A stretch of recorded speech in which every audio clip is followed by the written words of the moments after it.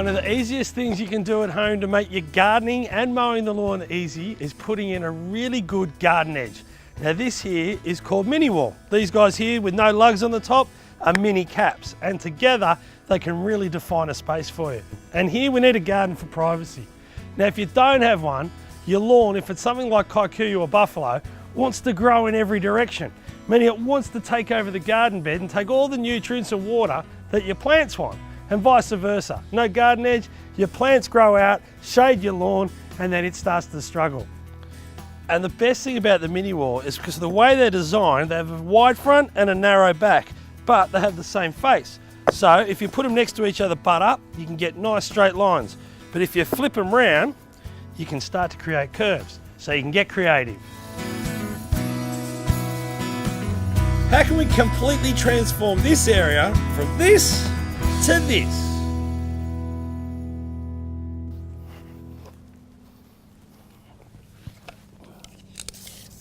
What I've got here is a couple of stakes that I can run a string line, and that's easy to do. Just measure off your fence, get the distance the same at both ends, and it's parallel. And then I like to use a nice bright string line. Not because I like pink, not that there's anything wrong with that, but it's so bright that you don't end up tripping over it.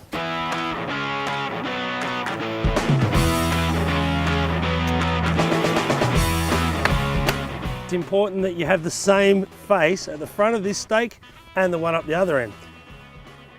When I set the string line, I can pull it nice and tight. I can mark it out with paint if I wanted to, or if I keep it up a little bit higher, I can dig underneath it and not worry about cutting through this. And being 800mm, I've allowed about 200mm for my block and 600mm for the garden bed. And that's plenty of garden bed for a hedge that we want to get to say 2 or 3 metres high.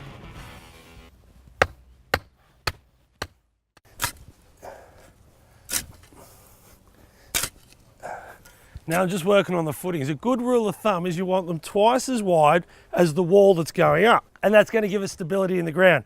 And it also happens to be the width of the whacker. So I can put down road base, go over the top, compact it and make it nice and strong. Now what you need to think about, okay, we're going into the ground, about 100mm of road base compacted, and then over the top, a damp mix of sand and cement. Not wet, just damp, so you can screed it and get it nice and flat and level, and when you tap down your first block, it sits just in the top of it. It'll set over time and go nice and hard. But at the moment, I gotta go nice and hard. Where's the dog? You think he'd help?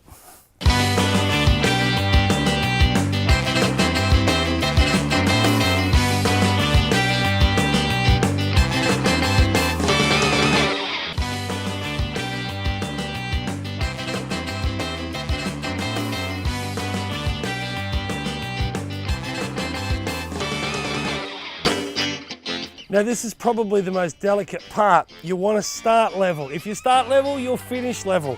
Now coming off the bit that I've already done, if I go through the sand, cement mix, and get my spirit level, and then once it's remotely right, you can grab your timber float.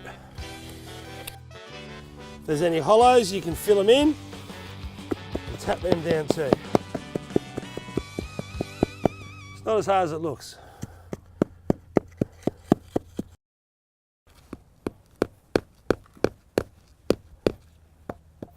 And laying the blocks, well, I reckon it's the easiest part. It's obviously the most rewarding. The straight ones, well, they're dead easy. You just alternate a small face and a large face, and that gives you a nice straight line. And then for the curve, the large face on the outside will give you a nice gentle curve. Actually, 21 of them will give you a complete full circle. And if you've got feature trees, it's great to put one around it. But all you need to do to make sure that you're starting level and finishing level is grab yourself a little spirit level, have a look down on it. At the moment, it's leaning back. So tap, tap, tap, check again. That means every course that goes up from here will be level and I won't have to check it. How am I with that string line? I might come forward a touch. Perfect.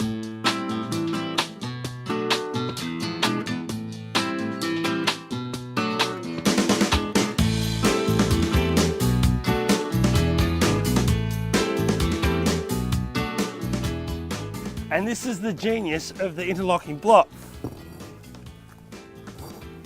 Done. Move on to the next one.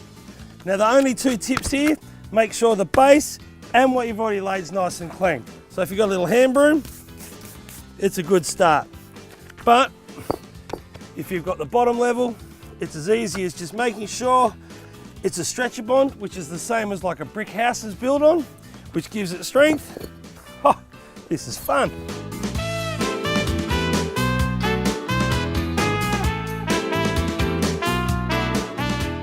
And putting the capping on is as simple as beading some liquid nails. I'm using the landscape version here, just across the front and the back of the lugs. Staggering the joint still. And if you've done a good job, you can lay them just by tapping your hand.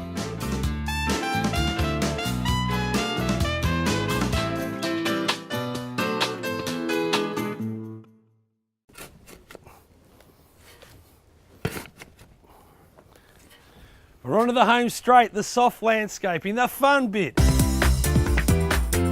Now a really good tip here is put a little bit of soil behind your garden edge, then place everything out. Stand back and have a look, make sure it fits and looks right, and then backfill around them. And what you're finished with is a great little job that you can knock up in a weekend, but make a huge difference to your place.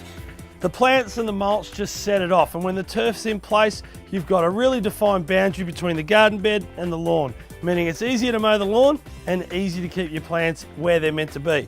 These lily pillies grown in a beautiful premium garden mix will grow twice as fast as something that's gone into hard compacted soil. And the mulch, well, no one likes weeding, and mulch is the best suppressant for weeds.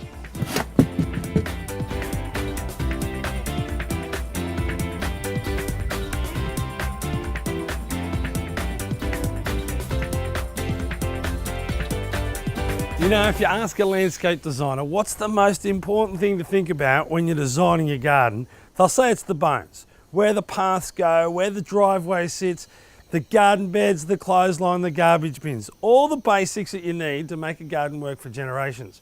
Well, this here ticks a lot of those boxes. It gives this garden definition, it makes the lawn easy to look after, and it looks $1,000,000.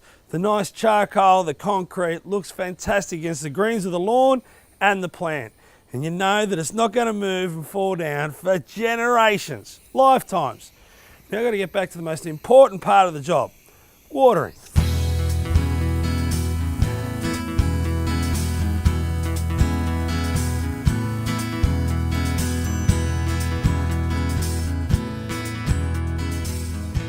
For more information on all my DIY projects, simply go to adbrymasonry.com.au. You can get all the fact sheets and download them from there, plus all the hints and tips you'll need to do the job. While you're there, check out our inspirations gallery. There's a ton of photos sure to inspire you to get out in the garden and do a job this weekend. Good luck.